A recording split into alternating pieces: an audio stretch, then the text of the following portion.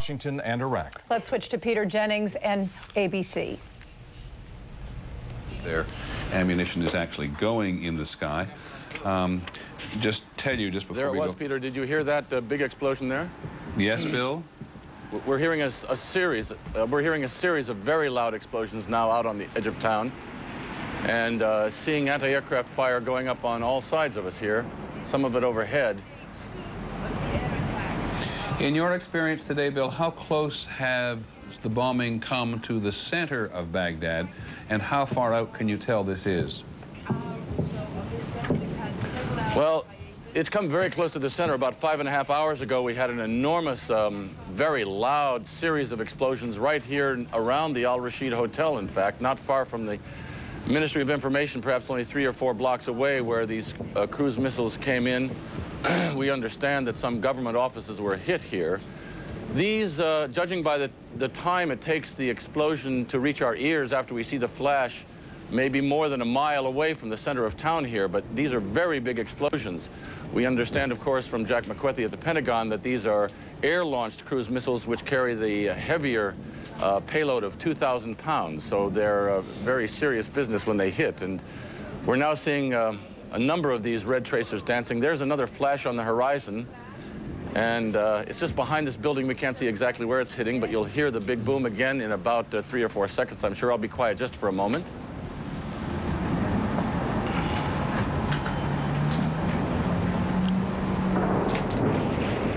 There, perhaps you heard that concussion.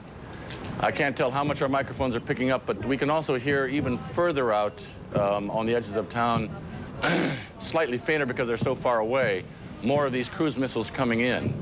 But Bill, as you can see, as usual, the town, as usual in this, the town is still all lit up because, as Tony Cordesman has told us earlier, it is indeed the case that cruise missiles don't care whether the lights are on or it's dark. They have other ways of finding their targets. Go ahead, Peter. Bill, let's just pause for a second and watch this, but listen to Tony Cordesman, our military analyst, who is with us at the moment. Tony, you have made it clear in several conversations today that in order to have some real effect here, the U.S. is going to have to go back after certain targets time and time again. Peter, there's going to have to be damage assessment. We need to check to make sure these buildings are destroyed. If we don't see large amounts of physical damage, you're going to have to strike those targets till the physical damage indicates the target building is gone. Of course, even then, we're not going to be sure what was in the building or exactly what we destroyed. Bill is talking there about the difference between air-launched and sea-launched cruise missiles. The first day's attacks on Iraq were all from the Persian Gulf, all sea-launched. And now today, for the first time in the last couple of days, B-52s flying out of Diego Garcia in the Indian Ocean have been in play here. What's the principal difference again, Tony? The principal difference is you can destroy much larger, much harder targets using the 2,000-pound warhead. So you're going to go for the big buildings, the harder targets with these missiles. You're going to use the sea-launched cruise missiles against the lighter targets.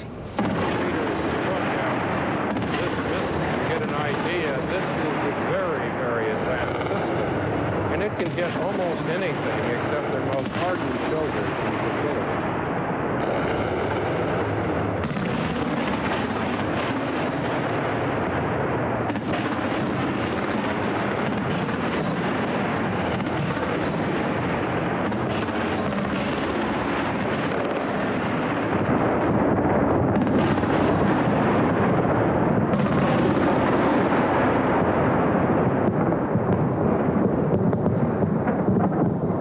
Bill Blakemore, that sounds like a furious collection of outgoing anti-aircraft of various calibers. Am I right? Yes, that's right, Peter. That seems to be anti-aircraft. Various positions around the center of town here. On some occasions in the past 2 nights when that's happened, there's been nearby explosions that followed because they seem to have detected something incoming. But so far, we haven't heard that. It could happen any moment. We just can't tell. It is a reminder that during the Gulf War, when there was this furious combination of outgoing and ingoing, some of the collateral damage that the military refers to, injuries to people on the sometimes caused by outgoing shell casings spent in landing on the ground. ABC's John McWethy is with us at the Pentagon tonight. John, just as we watch this, trying to get some handle on it and bearing in mind for people, we're getting a very, very narrow view of the campaign against Iraq at the moment. Would you just refresh for people what the day's been like? Peter, the day has been opening a second day of a campaign that the United States is trying to roll back the air defense network of Iraq, trying to blind it, trying to disrupt it, so that in the day ahead, the days ahead, the U.S. will be able to come in more freely with its manned aircraft. Most of the explosions that we are seeing around Baghdad, one can speculate, are the unmanned cruise missiles, because the United States does not want to bring its manned aircraft into that environment, as we can see from the very intense outgoing fire. Even though it doesn't go up more than 15 or 16,000 feet, an American aircraft would be above that. They still don't want to bring it into this environment that is ringed with anti-aircraft missiles and that has a lot of radar to track and to shoot at our aircraft. We were actually talking about this over at the Pentagon, you and I, earlier today. The U.S. is now using a lot of so-called standoff weaponry that enables them to fire on a target from an aircraft from a much greater distance than they were during the Gulf War. Would you explain that? Well, there are several things that have advanced since the Gulf War, Peter. One is that American aircraft do not need to go in low, as traditionally the U.S. has, even with some of its smart weapons. They can release at a much higher altitude above this anti-aircraft fire, number one, so that provides a greater margin of safety. But more important, the aircraft can let go many of the new generation of weapons from 30, 50, 70 miles away from the target, let it go and direct it right into the window of its target. So in the Gulf War, although the United States highlighted much of the video of its very precise weaponry, they really didn't use very much of it because they didn't have much. Now, in these kinds of campaigns, the U.S. will use almost exclusively weapons that are guided with great precision. We also have with us this evening, as we have throughout this campaign, General Chuck Horner, who ran the coalition air forces during the Gulf War. General Horner, again, as we just sort of watch this narrow strip of land at the moment, American pilots in these conditions, for the most part, are not in any particular danger. Am I right?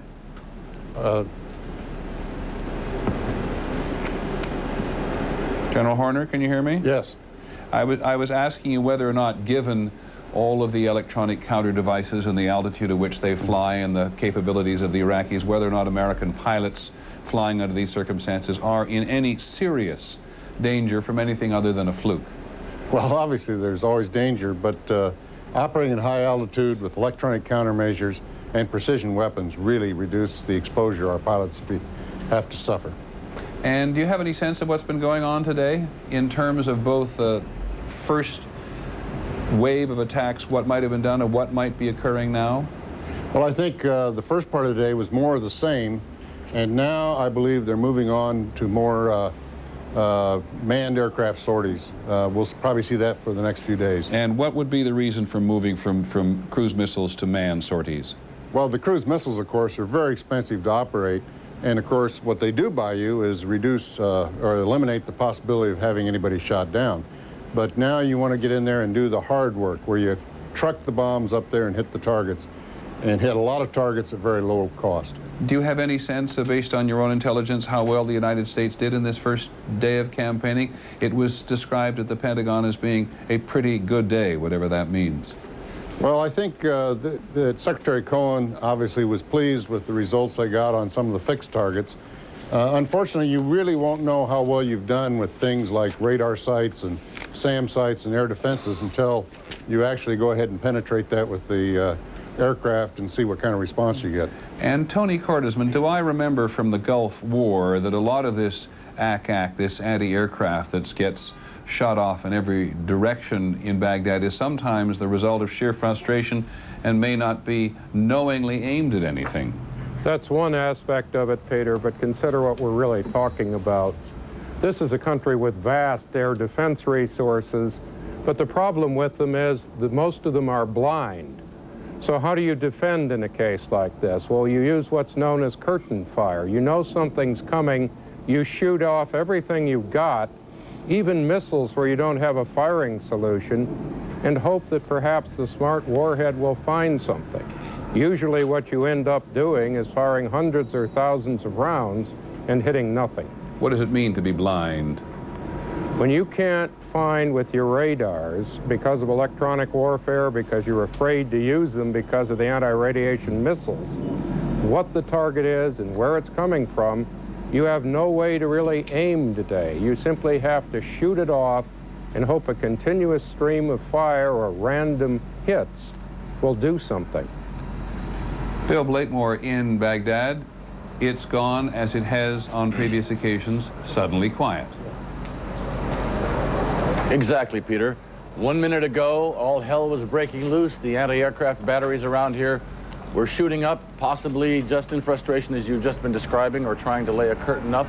Or sometimes we've noticed when they've done that, they have had some kind of an indication that there was something coming in, and indeed we did have a very sudden explosion nearby. This evening, about 5 hours ago, we had very heavy explosions just a few blocks away from us.